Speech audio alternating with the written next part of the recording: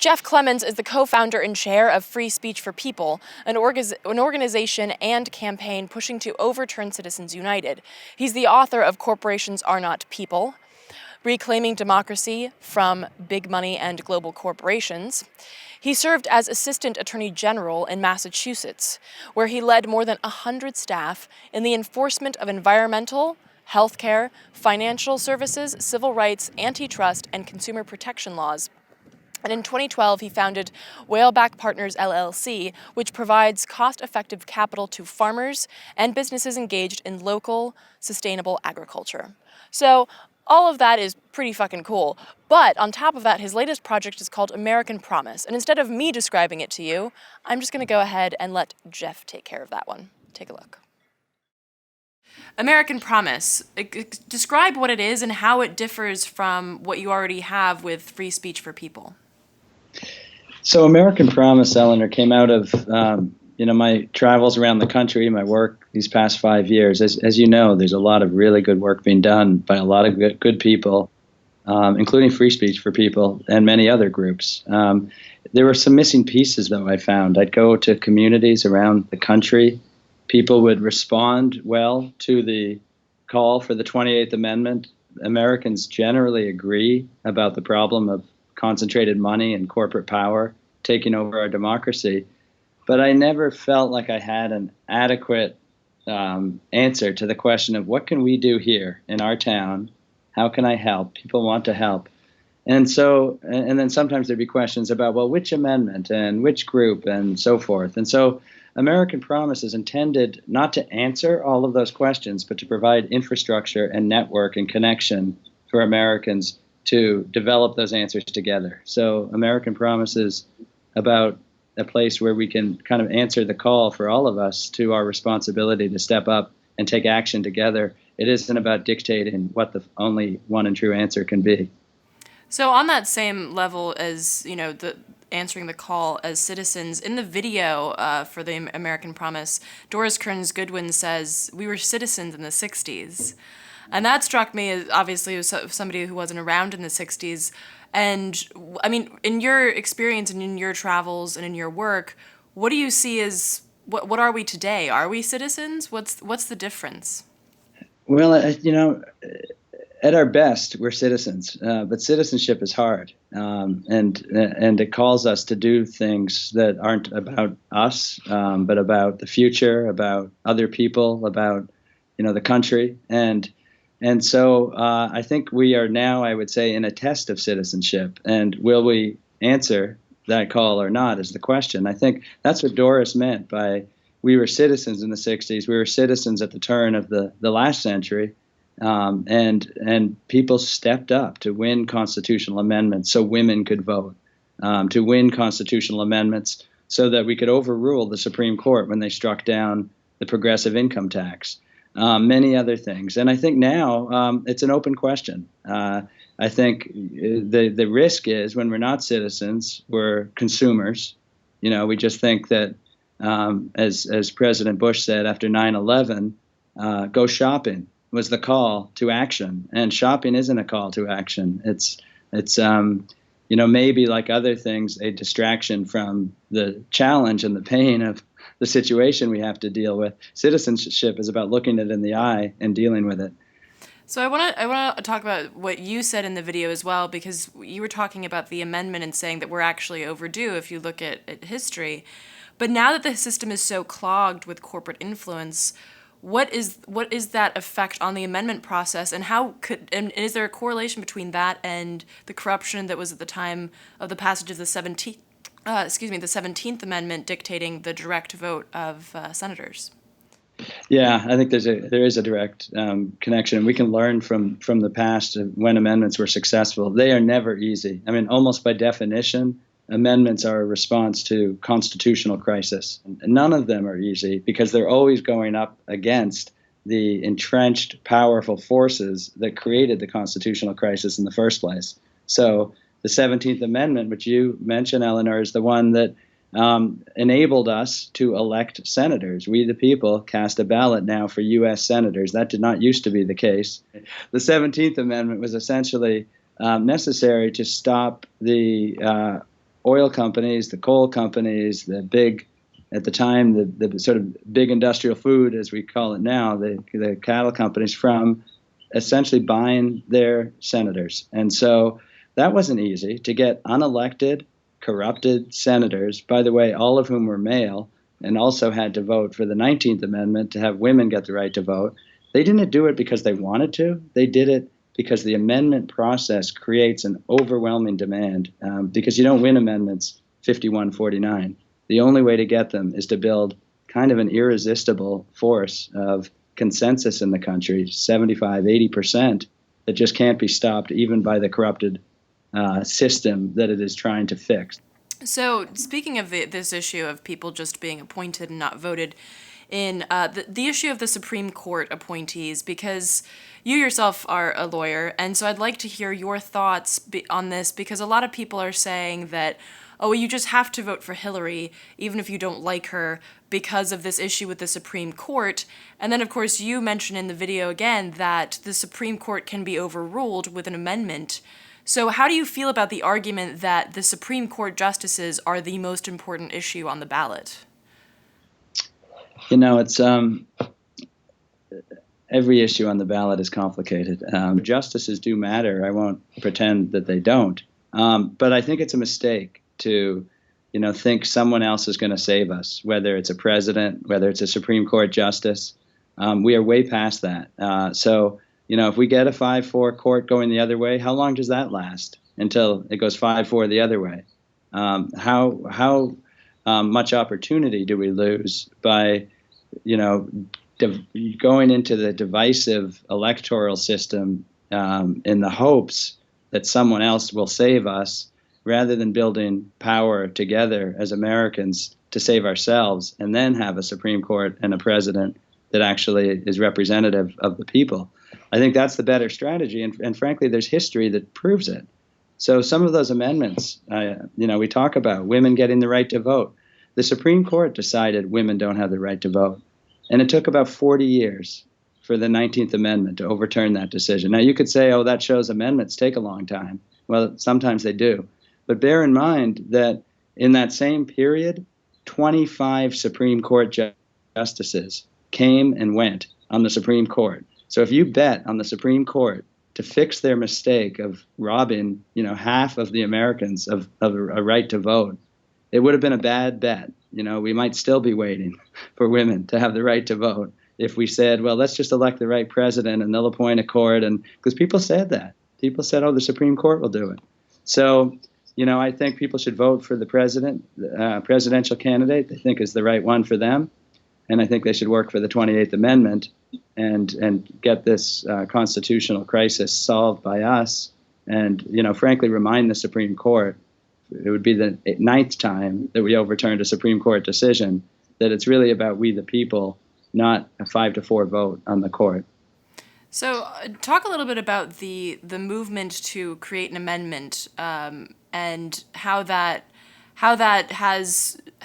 amendments have been passed in historically, and also how you see what do you think the best path to passing an amendment is at this point? Yeah, so historically there've been sort of waves of amendments, and I think that's the first thing to remember, is that they come at times like ours, where there's just a lot of related systemic failure, economic, environmental, you name it, social challenge. There's just a lot of kind of breakdown of what was working for a while. And you saw that. The first 10 amendments were the Bill of Rights after the American Revolution. The next were after the Supreme Court decided the Dred Scott decision that African Americans literally have no rights. They can't be citizens, according to the court. And we plunged into civil war, but we also got the 13th, 14th, and 15th Amendments. The turn of the century in the Progressive Era, 4 more amendments all at once. The 1960s, 4 amendments all at once. So I think that's the first thing to bear in mind, is amendments can help organize and create and magnify rapidly growing social movements that will succeed with the amendment. But they don't happen in Congress with a lobbying effort alone. They happen mostly in cities and towns and states across the country.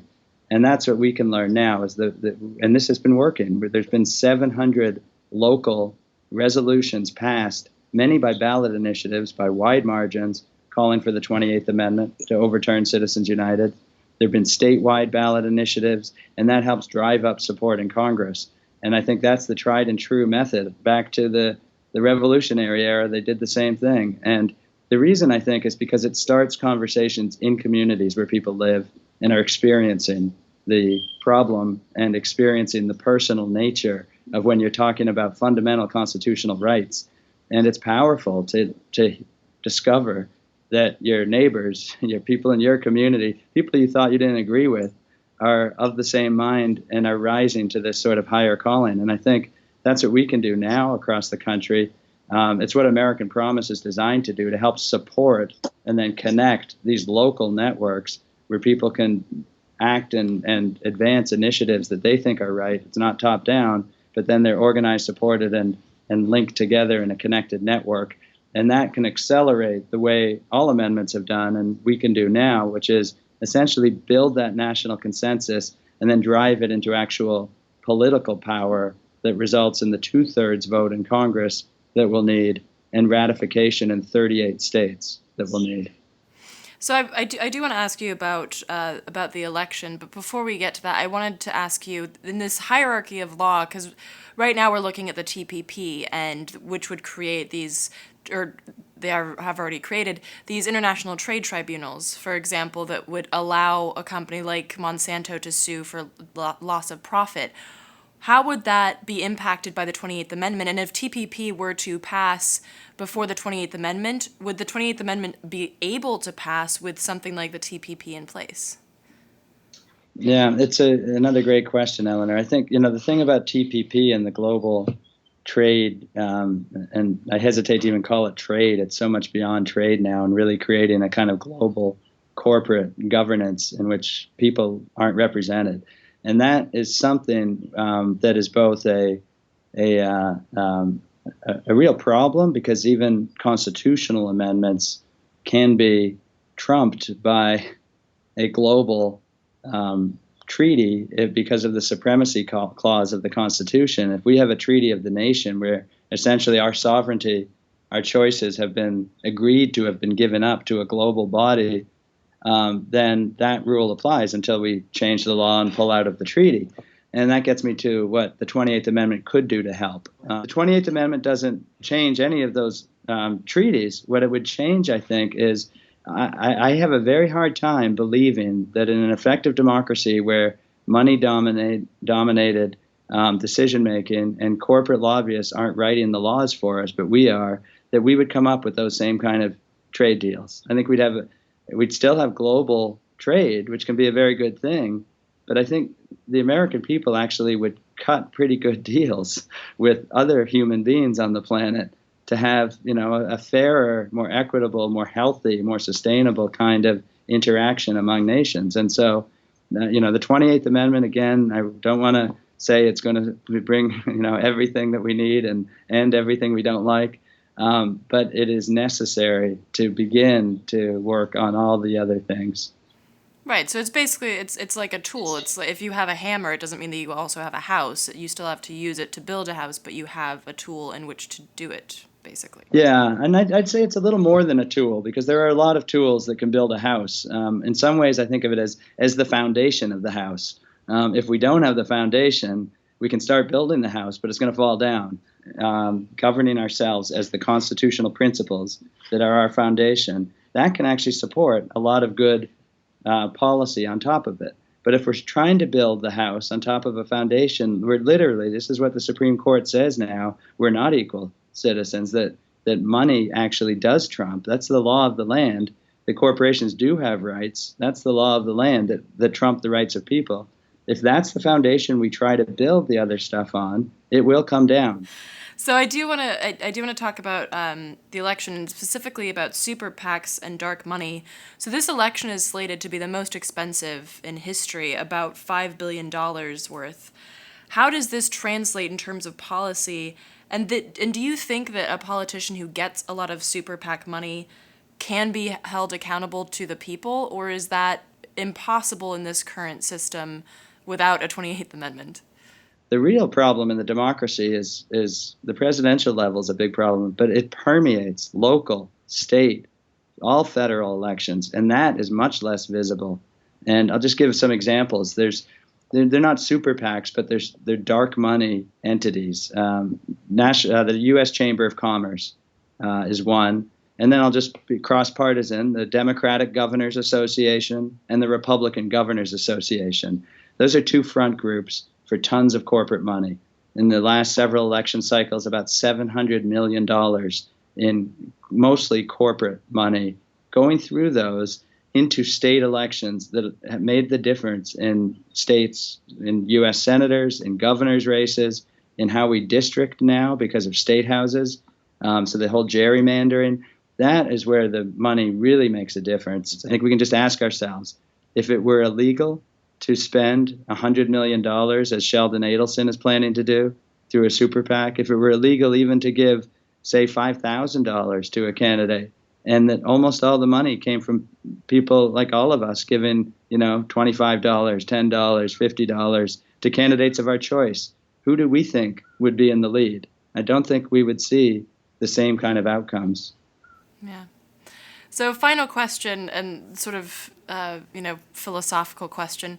The American Promise, that name carries a lot of weight. And so I was curious, as a historian and a lawyer, do you feel that we've ever achieved the American Promise? And if we haven't, whose fault is that, or why haven't we?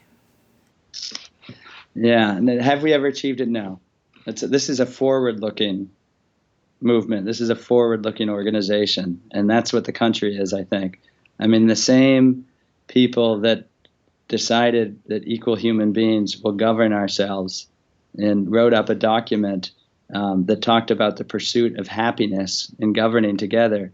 I mean, it sounds like a wonderful commune. They held slaves, and women didn't vote, and you had to own property. So, I know the history is anything but a promise for a lot of people. But in looking forward, what they unleashed, whether they meant to or not, was actually a real promise, a real dream that we will actually live together peacefully, equally as citizens and govern ourselves. And that is the promise that American Promise is named after. And I think it's the promise that drives every generation. And, Martin Luther King said that the dream that he had was a dream rooted in the American dream. He talked about a promise unfulfilled. And that's what this is. It's a promise unfulfilled, but that means that now we own that. If we don't fulfill it, we'll be the ones to blame. For more information on American Promise, check out americanpromise.net. And for more info on Jeff, his book, and projects, visit corporationsarnotpeople.com.